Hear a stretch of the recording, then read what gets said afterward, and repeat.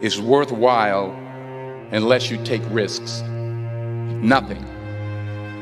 Nelson Mandela said, "There is no passion to be found playing small and settling for a life that's less than the one you're capable of living."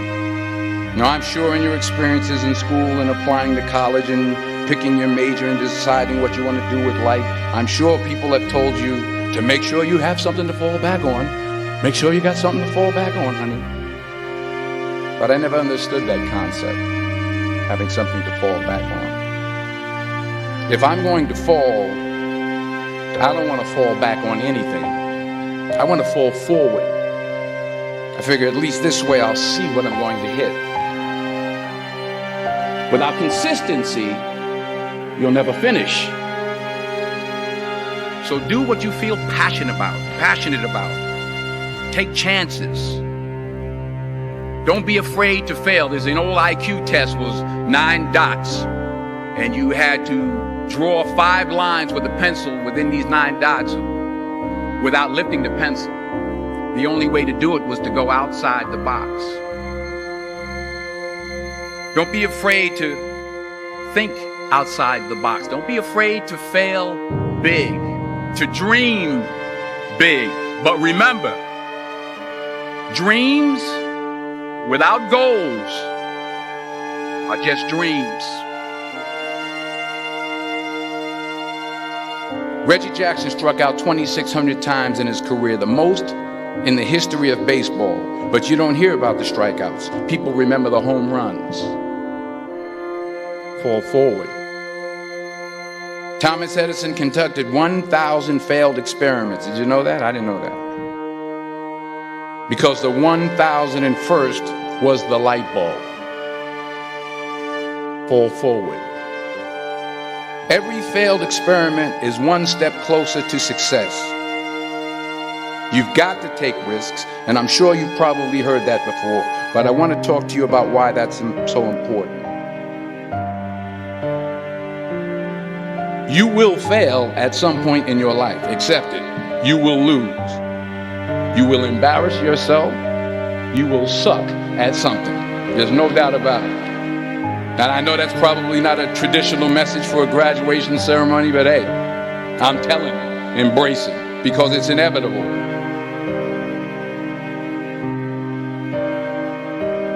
In the acting business, you fail all the time. Early on in my career, I auditioned for a part in a Broadway musical. Perfect role for me, I thought, except for the fact that I can't sing. I didn't get the job. But here's the thing. I didn't quit. I didn't fall back. I walked out of there to prepare for the next audition, and the next audition, and the next audition. I prayed. I prayed. And I prayed.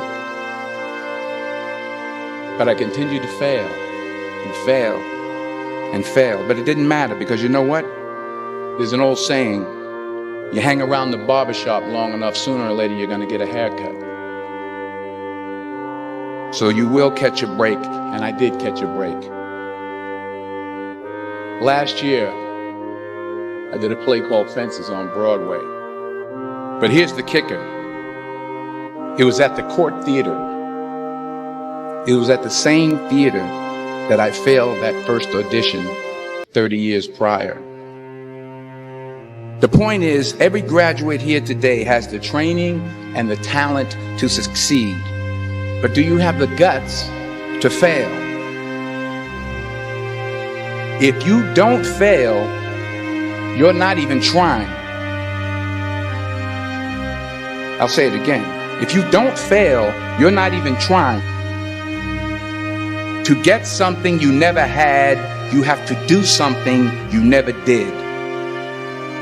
So imagine you're on your deathbed, and standing around your deathbed are the ghosts representing your unfulfilled potential. The ghost of the ideas you never acted on. The ghost of the talents you didn't use. And they're standing around your bed, angry, disappointed, and upset. They say we came to you because you could have brought us to life, they say. And now we have to go to the grave together. So I ask you today, how many ghosts are going to be around your bed when your time comes?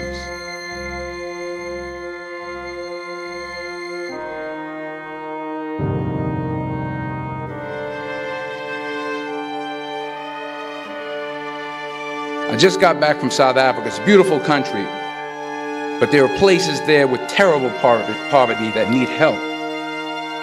And Africa is just the tip of the iceberg. The Middle East needs your help. Japan needs your help. Alabama needs your help. Tennessee needs your help. Louisiana needs your help. Philadelphia needs your help. The world needs a lot, and we need it from you. We really do. We need it from you young people. I mean, I'm not speaking for the rest of us up here, but I know I'm getting a little grayer. We need it from you, the young people, because remember this. You got to get out there. You got to give it everything you got, whether it's your time, your talent, your prayers, or your treasures. What are you going to do with what you have? I'm not talking about how much you have. Some of you are business majors. Some of you are theologians, nurses, sociologists. Some of you have money. Some of you have patience. Some of you have kindness. Some of you have love. Some of you have the gift of long suffering. Whatever it is, whatever your gift is, what are you going to do with what you have? All right, now here's my last point about failure. Sometimes it's the best way to figure out where you're going.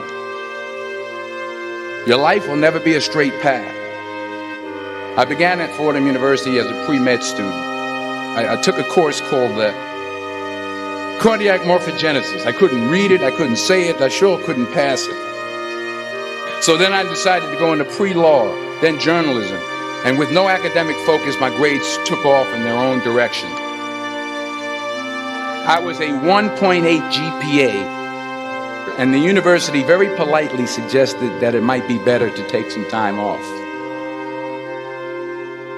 I was 20 years old. I was at my lowest point. And then one day, and I remember the exact day, March 27th, 1975, I was helping my mother in her beauty shop. My mother owned a beauty shop up in Mount Vernon.